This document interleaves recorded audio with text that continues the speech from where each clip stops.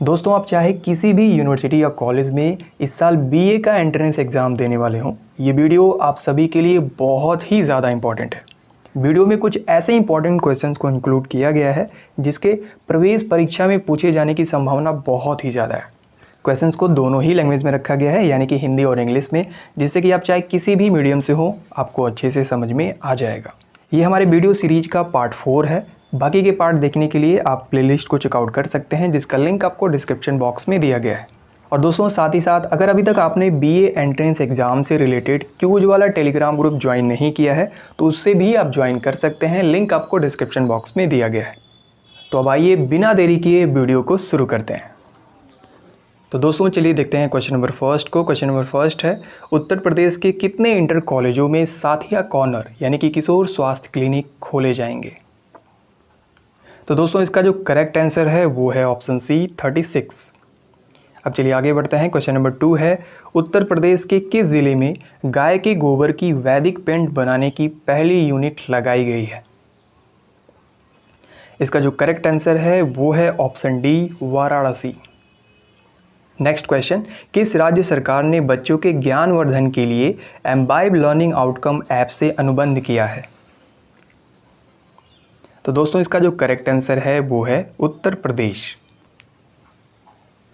अब चलिए आगे बढ़ते हैं। क्वेश्चन नंबर 4 है, उच्च न्यायालय इलाहाबाद द्वारा किस दिनांक को नेशनल लोक अदालत का आयोजन किया गया था?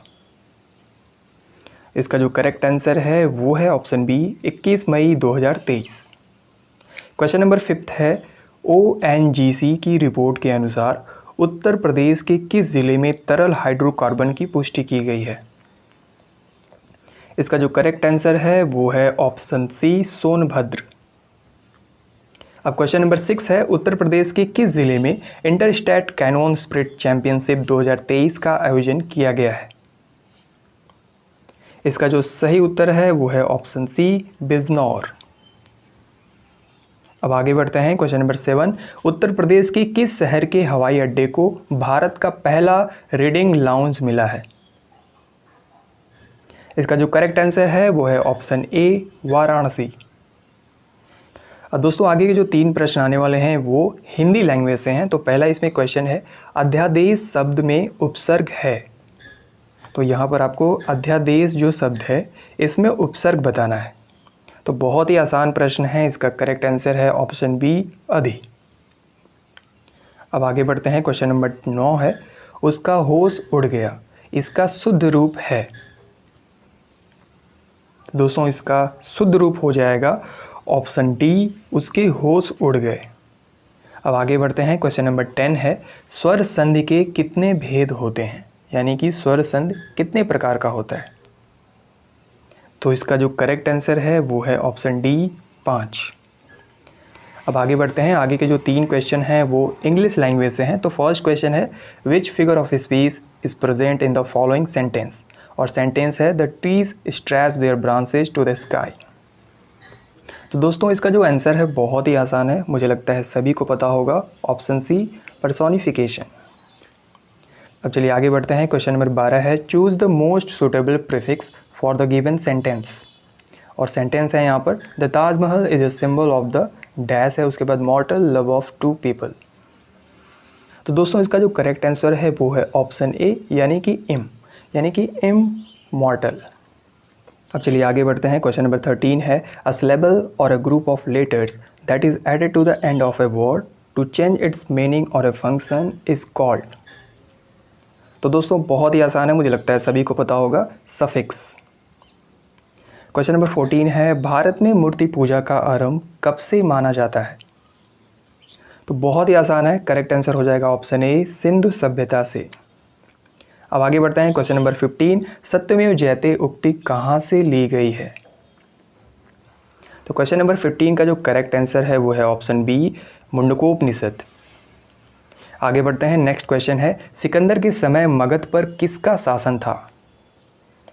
तो इसका करेक्ट आंसर है ऑप्शन बी धनंद।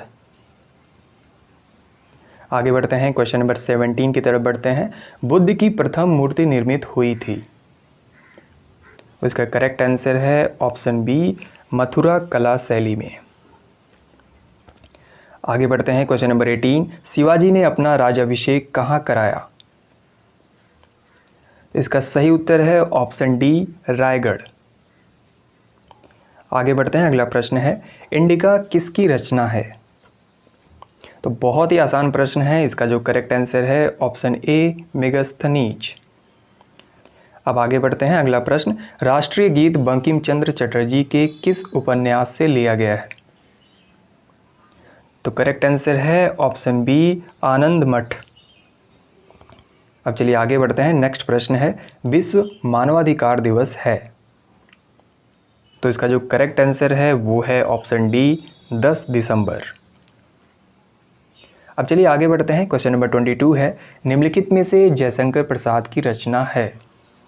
तो इन चारों ही ऑप्शंस में आपको बताना है कि जयशंकर प्रसाद जी की रचनाएं कौन सी हैं। तो दोस्तों ऑप्शंस में से जितने भी ऑप्शन यहाँ पर दिए गए हैं सभी जयशंकर प्रसाद जी की रचना है, तो ऑप्शन डी जो है वो करेक्ट आंसर हो जाएगा। क्वेश्चन नंबर 23 है, जगन्नाथ मंदिर स्थित है? तो इसका जो करेक्ट आंसर है मुझे लगता है सभी को पता होगा, करेक्ट आंसर है option A, Puri, Orissa. Question number 24 है, भरतनाट्यम कहाँ का प्रमुख शास्त्रीय नृत्य है? तो दोस्तों भरतनाट्यम तमिलनाडु का प्रमुख शास्त्रीय नृत्य है। अब चलिए बढ़ते हैं इस वीडियो के सबसे लास्ट वाले प्रश्न पर। लास्ट प्रश्न है, नेशनल डिफेंस एकेडमी स्थित है? तो दोस्तों बहुत ही आसान प्रश्न है, करेक्ट आंसर है ऑप्शन ए, खड़गवासला। तो दोस्तों आई होप इस वीडियो में जितने भी इंपॉर्टेंट क्वेश्चंस आपको बताए गए हैं आप सभी को अच्छे से समझ में आ गए होंगे। आपके बीए के एंट्रेंस एग्जाम में बिल्कुल इसी तरह के प्रश्न पूछे जाएंगे, तो आप इसी से सिमिलर और भी क्वेश्चंस खुद तैयार कर सकते हैं। और दोस्तों अगर आपको लगता है कि इस वीडियो में मैंने किसी भी क्वेश्चंस का आंसर गलत बताया है तो आप प्लीज़ कमेंट बॉक्स में बताइएगा। जब हम इसका मॉक टेस्ट क्रिएट करेंगे तो वहाँ पर इसका आंसर सही कर दिया जाएगा।